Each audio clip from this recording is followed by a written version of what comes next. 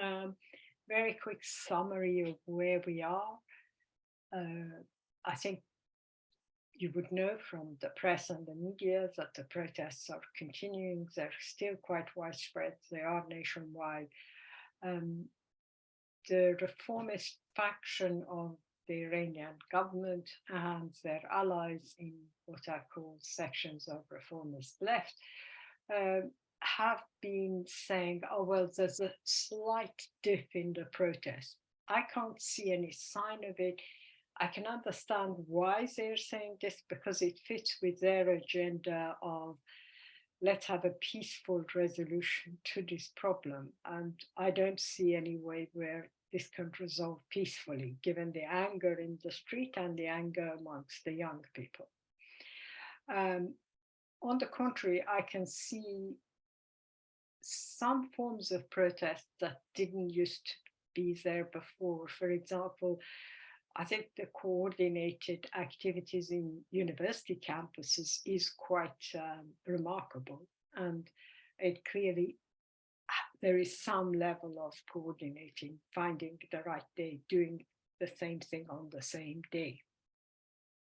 Uh, the repression continues, but here again, we have to be very careful. It's true what some of these human rights groups are saying, that a number of children have died. Quite a lot are young teenagers, so 13 to 18, inevitably were school children who have been killed by the government. Uh, but trying to make it into the Islamic Republic is the only child murderer in the universe is a bit over the top. As always, you have to take these in a more rational, realistic manner. It doesn't do any good to be exaggerating these things. In Tehran alone, there are 1,000 prisoners, at least. That's what the government says. The opposition says there's a lot more. Um, but clearly, some people are getting released, some people are getting rearrested, and so on. So repression continues. But I have to stress that the government hasn't used what it can do. And here, I would quote the head of the Revolutionary Guards, who is saying, for obvious propaganda purposes, but we have to take what he says seriously, that we haven't used the force we can because Ayatollah Khamenei is telling us you shouldn't use force. Now, you have to take this, it's not true because obviously they've killed at least 300 people, so many children are dead or teenagers are dead, and so on. But it is true that they could have done worse in 60 days. I mean, they could have killed thousands. And the way this works is that they're using metal bullets, not live ammunition, which creates terrible damage. I mean, I've seen pictures of people being hit by these metal bullets, and it leaves real serious injuries all over your body, but it's not the same as live bullet. And here I think we have to say that Khamenei is more astute, more planning long term, as he knows the scenario with the Shah's regime. He doesn't want the numbers to go up. He wants people to be killed, to be punished. He says these protests are all the work of the US, and his allies say there is no protest. It's only the if you like, the TVs that are making up these things, the foreign TVs that are making up these things. But at the same time, he's clever enough not to escalate this to a stage where there'll be thousands and thousands of deaths. So I think we can say, despite the repression, it hasn't been what they could do, and the worst can come. So here the debate is, if they do use the Revolutionary Guards, which they haven't used fully, they have used them in many areas, but they haven't used them fully in major cities, will it be worse for them or for the demonstrators? It can be worse for them because, a bit like Zelensky, who proudly said that we've got the Azov Brigade in the army now, as if that would reduce their fascism, the Iranian government has added the Revolutionary Guards to the army. So the army, the conscript army is the same as Revolutionary Guards. And using Revolutionary Guard has the problems that you might end up using people who will not obey orders. So there is a dilemma there, as well as the fact that, of course, the Revolutionary Guards can be worse. From what I can see from pictures that are sent, and I'm not claiming this is the full picture, this is the only picture, but from what we can see, women are not wearing headscarves on the streets of Tehran. So his whole plan that we will enforce the hijab through this regulation hasn't worked.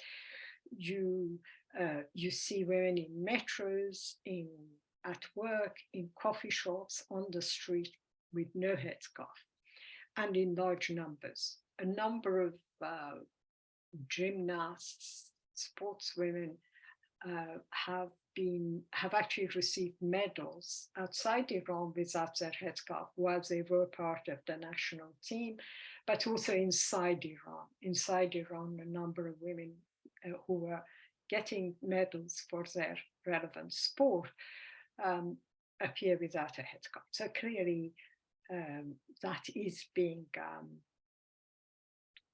in fact, there's civil disobedience, there's disobedience about that. On many campuses, we can see that the cardboards that were separating the male students from female students so that they wouldn't mix, students have broken them down and they've torn through them and throw them away. So that is again quite good. And, that shows that in some ways people are gaining confidence in their own rebellion. There's no way to deny that.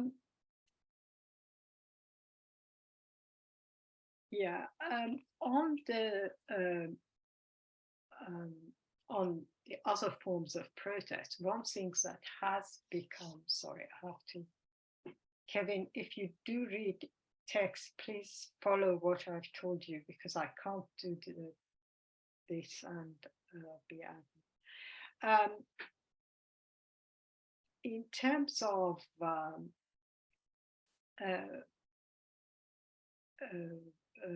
other forms of rebellion, what we are seeing is a widespread new exercise in Tehran. It's called Ammam Parani, which means that kids, teenagers, adults even, go behind a cleric and push his turban off his head. And this has become like every day you see 4 or 5 photos of this happening. It is interesting, and the clerics are saying, as I wrote, in fact, 2 weeks ago, that they are not wearing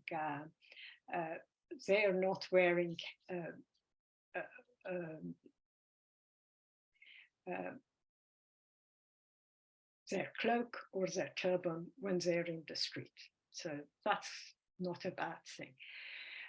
It has actually repercussions outside Iran, which I will talk about later.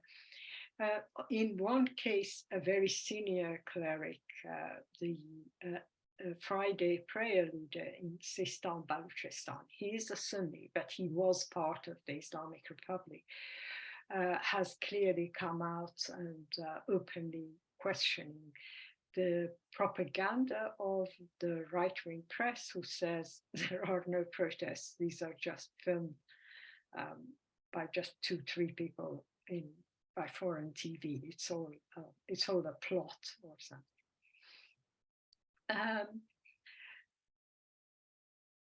Having said all that, I think we have to keep going on about the limitations of this protest, the limitations of the slogans, the limitations of lack of organization, lack of where the left is, and all of these affect what we are seeing, which is a clear attempt by the United States and its allies, but mainly the United States, to create and present, if you like, leadership for this movement. And this is, some of it is just kind of funny, some of it is more of a, I don't know, comic book type thing. So they started, as you know, with the ex-Shah's son. He is one of their favorites to replace the current regime.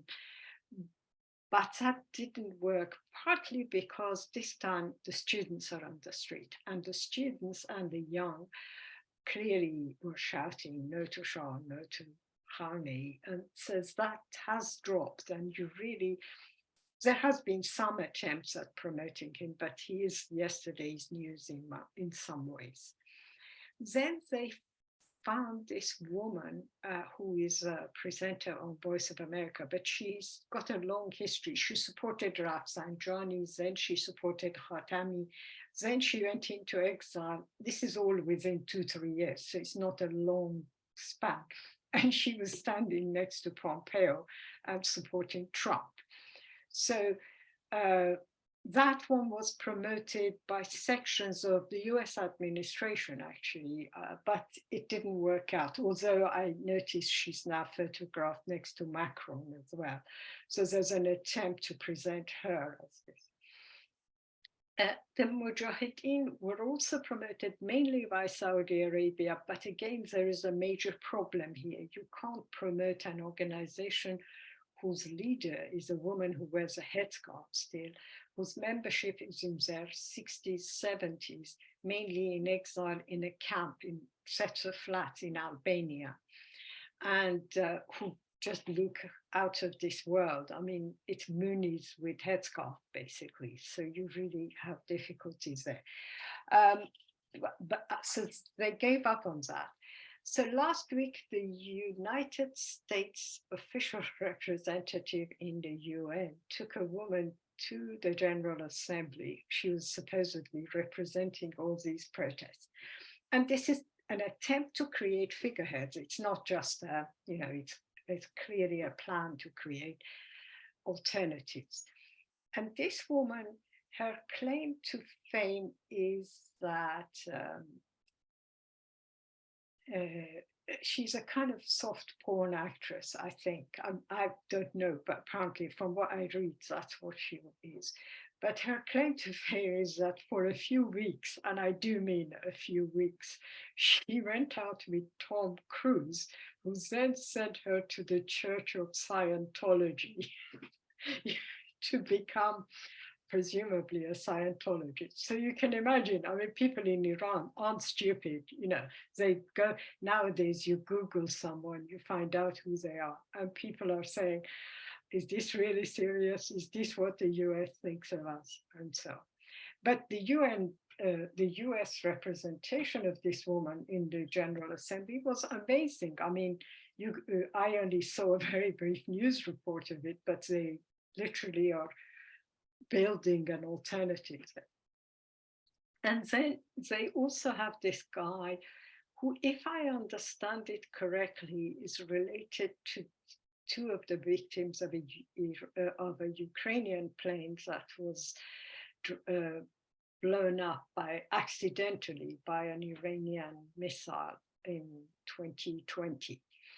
And he's clearly being financed by the US. They actually flew him to a demonstration in Berlin, which was supposed to be a large demonstration of Iranian exiles. And he is now looking, and there are photos you can go and check. He looks exactly like Zelensky. So he wears the same kind of gear. He's got a kind of beard, not quite beard, stubble. And he's being promoted. And all this didn't matter, to be honest, didn't matter very much if the left in Iran wasn't so pro all of these in one way or another. Despite the fact, the only ones they are going on in their demonstrations is the Shah's son. And to be honest, the Shah's son and the Mujahideen are no longer the problem. All these alternatives that the US is building for us are more of a problem because they are unknown and they can become the Zelenskys of Iran. They can become the color revolution of Iran. Before I go to the left, I have to say a bit more about the region. So Saudi position is very clear. Their television is making it very clear. They want a divided Iran. The idea here is that this is too big a country. It's creating too many problems. If you listen to pro-Saudis I accidentally or by with an invitation that I got through email via one of the comrades, I attended a foreign affairs seminar, and there was somebody there from Chatham House who's clearly pro-Saudi. And if you listen to him, you would think that ISIS was the fault of Iran, Syria was the fault of Iran, Lebanon was the fault of Iran. The fact that there isn't a Palestine-Israel deal is the fault of Iran, right? And the amazing thing was that all these Tory people who were all conservative Labour, I would call them conservative politically in general, all these people who were listening to this talk accepted it. So it was a given fact that, you know, everything that has gone wrong in the Middle East in the last 15 years, because if you talk about 22 years, then you have to talk about Afghanistan and Iraq, is the fault of Iran. No one even mentioned the fact that had it not been for the invasion of Iraq, Iran wouldn't have been in any position to interfere in some of these. No one ever mentions that ISIS was a product of Persian Gulf countries and Saudi Arabia. No one thought that there was anything wrong with ISIS or Al-Qaeda. So it was a bizarre meeting. But Saudi Arabia's agenda is very clear. In fact, they are not even hiding it. They keep going on about how nationalities can't live together in Iran. National minorities all have their own interests, and basically they promote this division of Iran into lots of nationalities. That would suit Israel as well, although Israel doesn't talk about it like that. For Saudi Arabia, it is the leadership of the region. So if they can achieve this, it would be great because the whole problem will go away. They would become the leader of the region. They would be the leader of the Muslim Council, whatever, countries of Islamic opinion, and everything will be resolved. So you can see the agenda. Unfortunately for them, and contrary to all the other protests we've seen in the last few years in Iran, nationalities aren't fighting each other. In fact, they're showing unprecedented solidarity with each other. The Baluchis are saying we support the Kurds. The Kurds are saying long live Azerbaijan for supporting our martyrs. And it's just, I don't know where they want to go. But don't forget that a lot of money has been invested in this, that Saudi Arabia is really working hard on this. And irrespective of this particular aspect of their divide Iran position, they do affect, if you like, the general mood of the country. This right-wing, reactionary, pro-West sentiments are supported by that, as well as Voice of America, BBC Persian, Radio Free Iran, and dozens of other right-wing exile and non-exile, government-funded TV and broadcasting stations. So I think the Saudis aren't going to win on this. The Israelis, as those of you who've read Moshe's postings this week will know, Benjamin Netanyahu is back and he's talking about, oh, we need to go to war with Iran. And they are weak, so now we should go to war with Iran, which has been their position. In fact, to be honest, has been the position of both factions, all factions. The previous government wasn't any different on the question of Iran. But Netanyahu has a has more of an agenda. And this time it's very important for him if he can get this done, because don't forget that the trials for corruption against Netanyahu haven't gone away. He still faces a situation where he might be charged with corruption. There is a process going on. But if a war is started, I assume he's saved by this, or at least that's what Haaretz implies. So if he can start a war, then there won't be, I assume there won't be a trial against the sitting prime minister. So that's one. Muqtada Sadr, most of you will remember him as the man in Basra, the Iraqi Shia leader in Iraq. He has also entered the arena. He's very worried. He's actually mentioned the fact that it's a very bad precedent, this turban, this throwing of turban. And I can see him being worried of his own turban in wherever he's, Basra or Baghdad or wherever he traveled. And he's also very worried about this hijab situation. What if it spreads to other countries is his comment. Now, actually, it's quite interesting because in Iraq, the Shia government has been intelligent enough not to force hijab. But there are areas of Iraq, thanks to the wonderful invasions that Bush and Blair managed in 2003, where women can't walk without a headscarf. In strong Shia strongholds, you can't do that. So I can understand he's very worried that it might spread. So where are we with, so that's the scenario with Iran's, if you like, immediate neighbors. I haven't followed what Turkey says, but I assume Erdogan is both pleased and upset. Pleased because the rival is being weakened, but also all of these countries are aware that the wave of Islamism in the region started in many ways in 1979, and they are worried that maybe this is the beginning of a new era. So, and the young aren't tolerating political Islam in any form in power. So that's another aspect of this. What about working class protests? Well, so far they are dispersed. And as I keep telling comrades who say, oh, if only the working class could get involved, we have to be realistic. The Iranian working class is not in the position it was in February of 1979. One important section of the working class, the oil workers, are no longer employed by a single national Iranian oil company.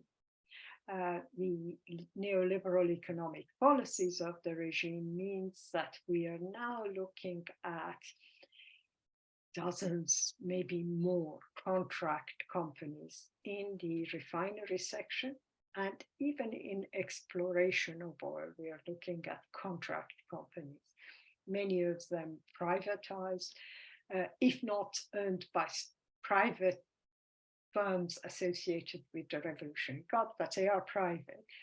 And so nationwide protests in the oil industry will be much more difficult. We were talking earlier about public service employee strikes in UK. The reasons that can happen is the single union, the single employer, the confrontation between the class and the owner. And that can't happen when you're dealing with dozens of contract companies.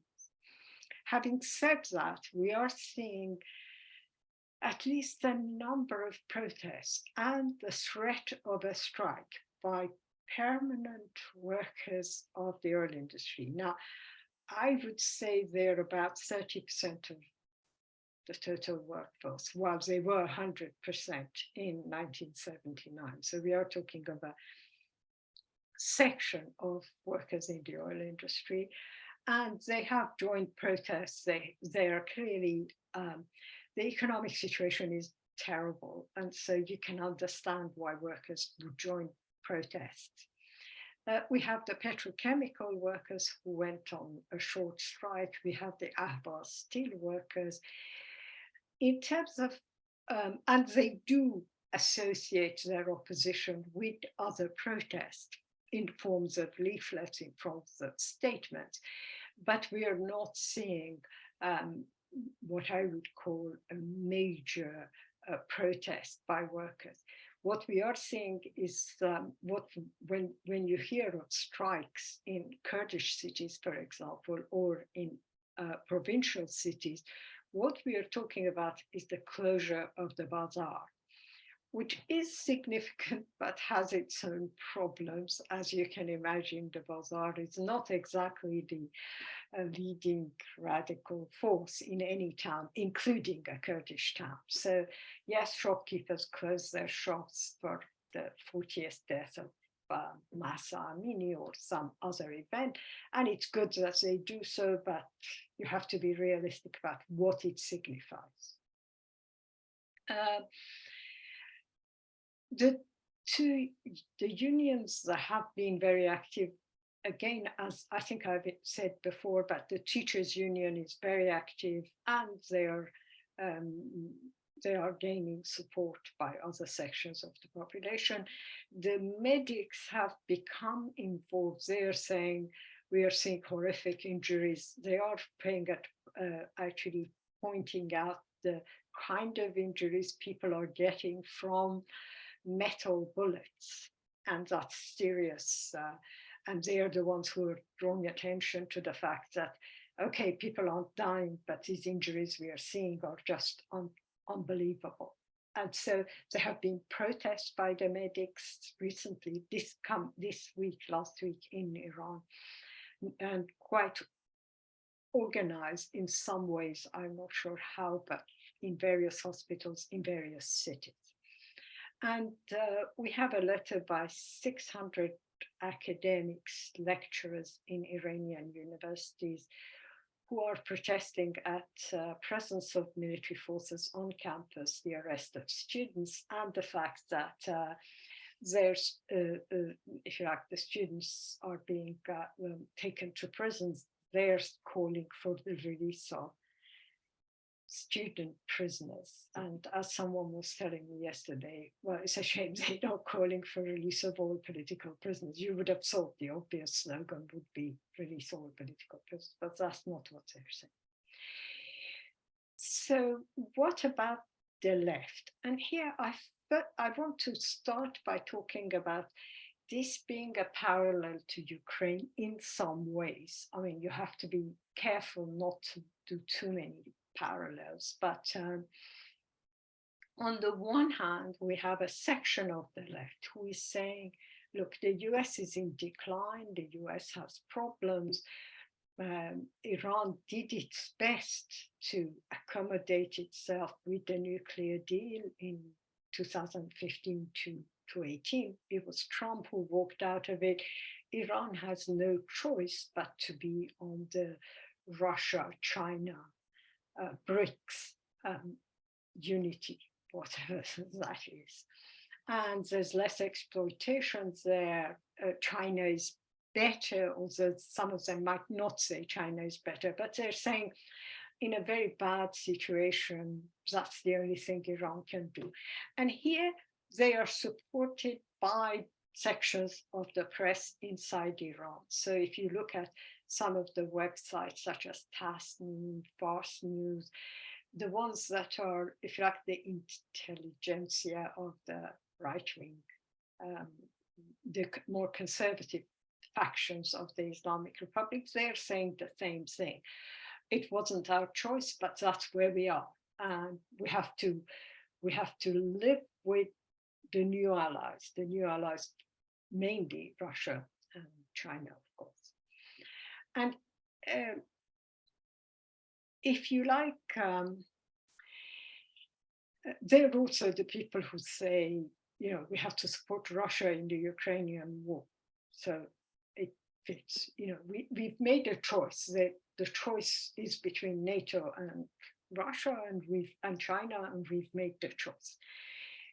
Outside Iran, they include, and I will name them because it's better than if you hear from other people, you will know what I'm talking about. So in the US, there is a Maoist who was translator of Nezarosh, actually into Farsi, called Mohit. He's taking that position. He might say he's an ex-Maoist. I would say he's still a Maoist, but anyway. There is Rahe Tudeh, which is a split from Tudeh. So I'll talk about the main Tudeh later, but Rahe Tudeh is a split from Tudeh, and they're saying they're more pro-Russian, basically. And then we have the younger groups. The younger groups inside Iran include people who were called Mehbar Muqawamat. They were the resistance axis. And they grew from campuses during the Trump era. I mean, during the Trump era, they became very hardline. They were saying all the problems are to do with the West and so on. And they are left, they're not Muslim, right? Representing them abroad are people who we know, former students of equality and freedom and equality. If you remember, we supported them. They were around us in the early days of HOPI. One or two of them are now representing this. I will not name them because comrades, Iranian comrades who will hopefully work on HOPI know them better than I would say this whole group that I was talking about, this kind of pro-Russian left, inside and outside Iran, it's very difficult to give percentages, but I would say maybe they're less than 5 to 7% of the left. The majority of the left, and I would say here over 80%, are pro-NATO. They might not say it openly. They might even have, fought the Shahis on the streets of London or somewhere. But in their mind, the last decades of neoliberal capitalism, the whole publicity of the relentless, I would say, publicity of right-wing agenda has influenced them, whether they know it consciously or not. And here I include people who might say we are opposed to the intervention of the US. Okay, so they might say this, but then you read what they've said, what they've written, or you listen more carefully, as people have told me, and I've then gone and listened, and you see these people are saying, oh, don't attack X or Y that the US is promoting. They're just presenting the views of the street. The street is giving these views, so we should support it.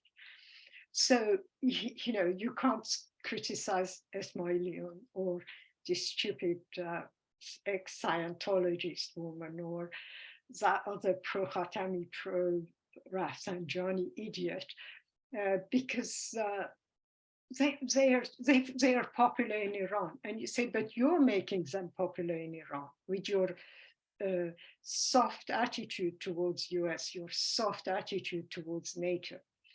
And there's very little to say about that. And amongst those, there is a whole category of people who, at the end of the day, believes that the working class in Iran is backwards, that a period of democracy, bourgeois democracy, however terrible or however, ideologically they might write against liberal democracy, but they would say a period of democracy will be better for Iran.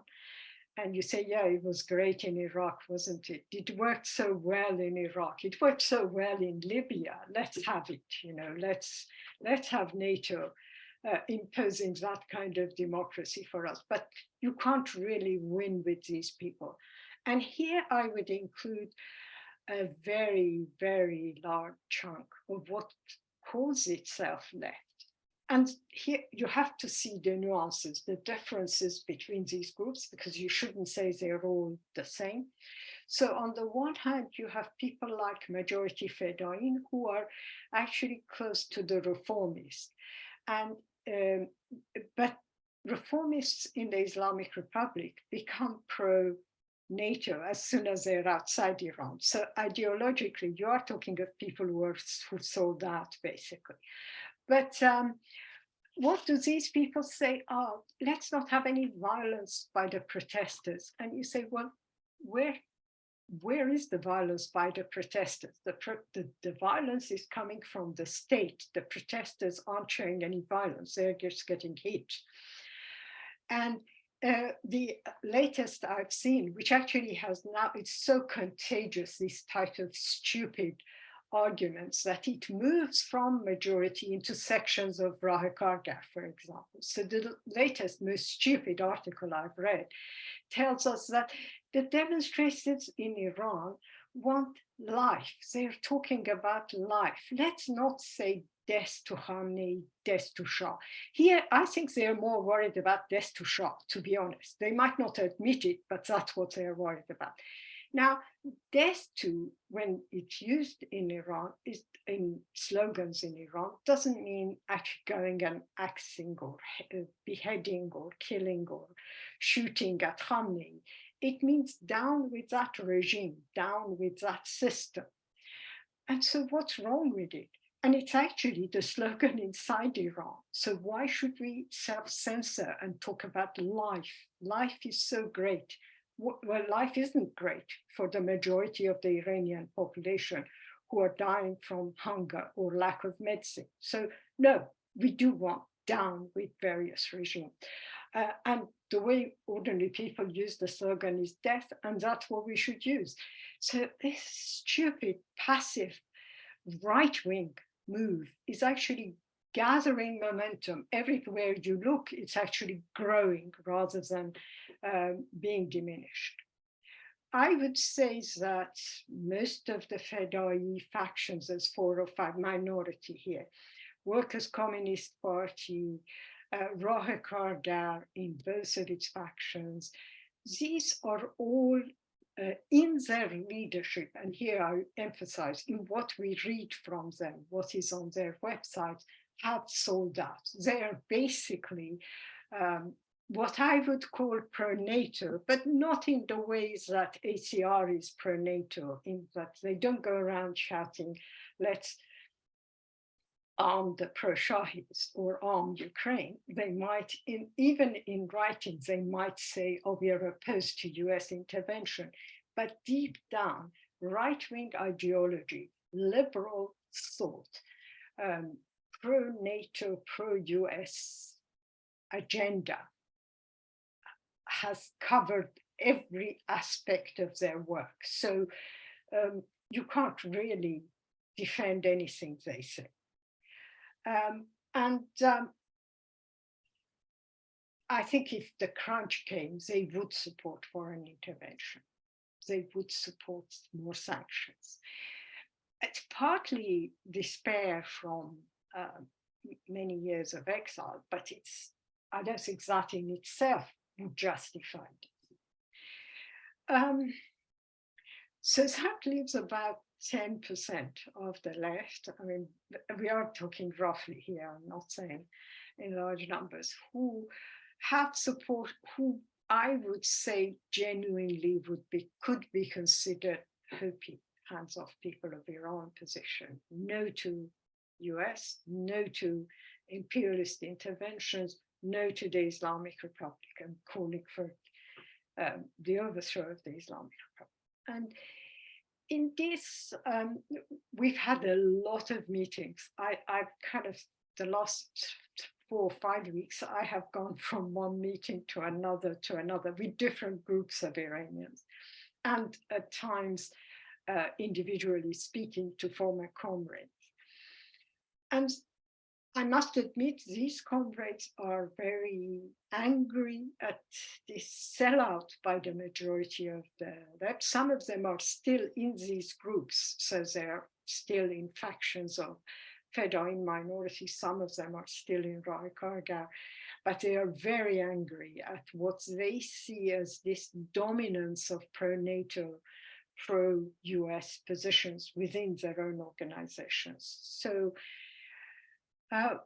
amongst these comrades, we are seeing 2 initiatives. I'll talk first about the ones that started in US, Canada, and has some support in Iran. I talked about this axis of resistance, the students who were quite opposed to Trump and almost fell nearly to support the Islamic Republic. Well, there's a split amongst them, and quite a few of them are now supporting a comrade who has worked with HOPI for many years. And she initiated a call with them. They call themselves the third voice.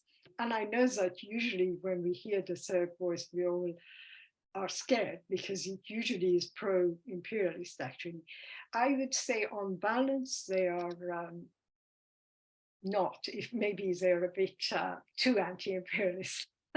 But you can't be. But I would say that's their strength is in the way they explain velvet revolutions, creation of alternatives, but at the same time they support the protests in Iran, they oppose the repression in the regime.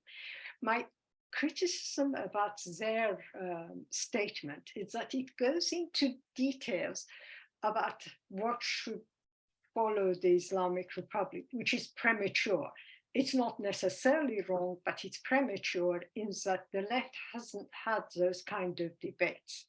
So in summary, I would say what they're writing would fit in the category of a Constituent Assembly type statement, in that they're calling for the way that the state should be run, the judiciary should be non-religious, the education should be secularized, so on, so on.